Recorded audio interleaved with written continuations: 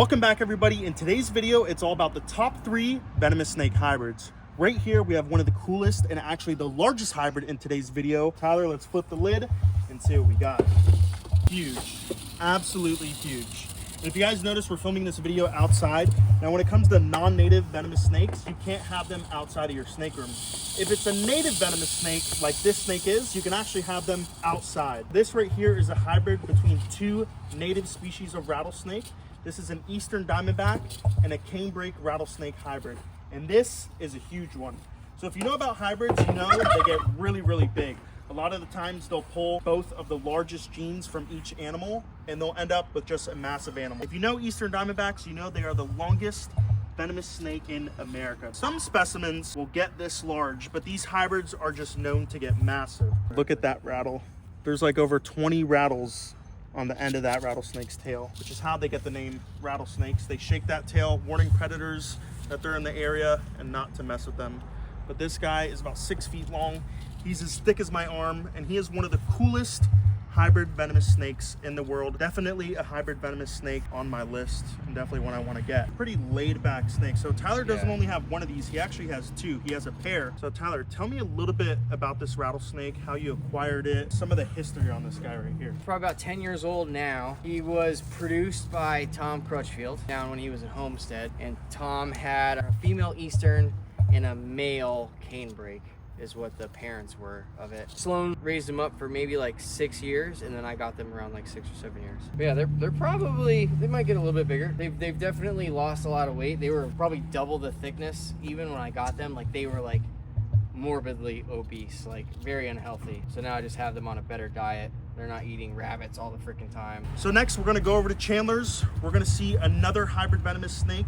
And then at the end of this video, I'm gonna show you guys my hybrid, which is one of the rarest hybrid venomous snakes in America. Then I'll show you guys my hybrid. So now right here is a really, really cool hybrid. It's actually a hybrid snake that I've been wanting to get for a long time. This right here is a gabino. So this is a rhino viper and a gaboon viper hybrid. So it's actually very similar to the one I just got, but it has a different species added in the mix. So this species right here is actually a naturally occurring hybrid. Some people will take 2 different kinds of snakes, they'll breed them together and they'll make a hybrid. But then there's also hybrids like this that occur naturally in the wild.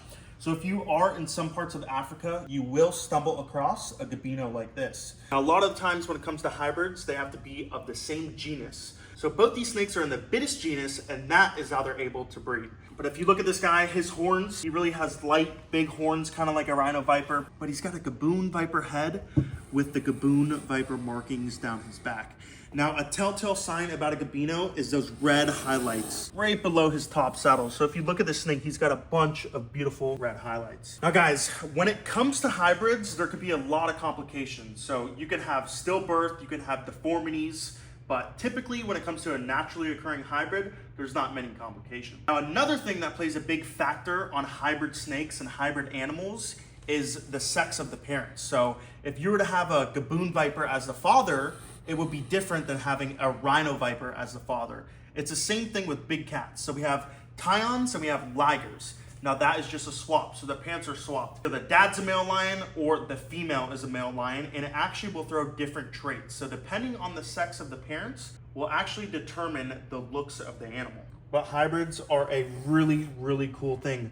Some people love hybrids like me, and some people hate them. But the cool thing about hybrids is they all come out different.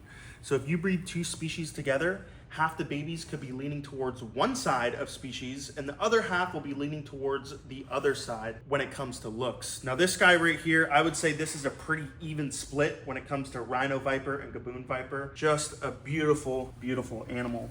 Now there's 2 different kinds of gaboon vipers. There's the Bitis rhinoceros and there's the Bitis gabonica. The Bitis gabonica has a really, really light coloration and they have no horns. Now by looking at this guy and by looking at the teardrop below his eye, I could probably tell that this was bred with a gabonica. But when it comes to hybrids, you really do want an even split. That way the offspring looks like a crazy little mutation. And this guy is a perfect example of that. Now, like I said, a lot of people do not like hybrids because one thing it can do is muddy up the gene pool. So if you produce a hybrid and you sell it as a purebred, people will buy that animal and they'll breed it to another, and it really does muddy up the gene pool because people really don't know what's in the snake. But when it comes to hybrids like this and a few others, you can really tell that this is a hybrid. There's no fooling anyone that this is a pure Gaboon Viper or a pure Rhino Viper. I mean, it's day and night. You can tell that this right here is a Gabino. So the problem really comes into play where it's hard to tell the difference if a snake is pure or if the snake is a hybrid. And guys, big shout out to Chandler for letting us come by and film with this hybrid Gabino. All right guys, get ready. So the gentleman, Michael, who sold me this snake, said, you know, he's not the nicest. He will bite you through the bag. So we gotta be extra cautious, keeping our hook down, keeping pressure. That way this guy doesn't bite. Because the hybrid this guy is made with is one of the fastest striking snakes on the face of the earth. 2 of the fastest striking snakes on the face of the earth. So we got this open, we got him out of his double bag. Let's grab this corner and see what he looks like. He's much bigger than I thought. Whoa, whoa, whoa. Oh my gosh. Look at this snake. This right here is a Gaboon Viper Puff Adder hybrid. And this guy right here is pretty darn big. You can see he's a pretty even split between the 2 species. And man, is he huge. Now this is a male, I can tell by the size of his tail. He's got a super long tail, but man, look at the colors. It's got like a Gaboon Viper head with a Puff Adder coloration. Seriously, man, I mean, guys, I love hybrids. Look at that snake. Just like the Puff Adder, cocking that head back, moving just like a Puff Adder and a Gaboon Viper. And look at the colors. He said he is about to shed, so the colors should be even nicer than this. Man, oh man. So this isn't a Bitis rhinoceros hybrid. This is actually a Bitis gabonica. So we unboxed a bunch of these guys in the last shipment. So this species of Gaboon Viper has no horns. Gotta be super careful because these snakes can move lightning fast. And he's got that head cocked back, so if he wants to, he's gonna jump and he'll strike right at my ankles. But let's get the camera set up and let's get him in his new enclosure. Dude, that is a crazy snake. I didn't realize he was so big, so we're definitely gonna, this is gonna be a snake we're gonna wanna use the double hook with because he's just so thick bodied. So we don't wanna put a lot of pressure on one single hook. So we got the double hook, just came out of the chlorhexidine solution, so it's all good to go. I wanna grab this snake and show him to you guys. So we got a pretty good handle on this snake. And you guys know, every time I get a new snake, I treat it like it's the most dangerous snake ever because I don't know their personality. But this guy, I mean, he doesn't seem too bad. He's a little defensive. So the first thing we're gonna do is get him in his cage. We're gonna get him some water. So he's been traveling for about a day or 2, so we really wanna make sure he's hydrated. We don't wanna stress him out much, so we're not gonna handle him a ton. We're gonna get him in the cage. We'll come back in a few days and we'll take another look at this beauty. Look at that snake. Look how beautiful. A beautiful even split between a Gaboon Viper and a Puff Adder. Now, if you don't know, a lot of times when there's hybrids, they'll pull one way. So some will look like Puff Adders, some will look like Gaboon Vipers, and some look like a perfect mixture of both. And this guy right here, look how long that tail is, he's a male. He is a perfect even split.